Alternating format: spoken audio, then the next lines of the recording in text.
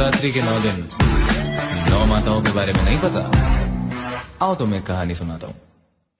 पहला रूप शैलपुत्री सती रूप अवतरित, तृतीया है ब्रह्मचारिणी शिव को जो समर्पित, चंद्रघंटा वो जिनके मस्तक पर चंद्र विराज दुश्मन माँ सब ब्रह्मांड को खुद से उपाधि, स्कंद माता का पंचमी सर्व मोक्ष अंतया, छठवी माँ कात्यायनी कष्ट रोग सब हरा, काल हरे काल निवारे भूत प्रेत डर कहाँ है, भय से भी मुक्त सदा हो काल रात्रि जहाँ पे, श्वेत वस्त्र महागौरी अष्टमी को विराजे, सिद्धिदात्री हो नवमी हाथ चक्र वो साजे बोले।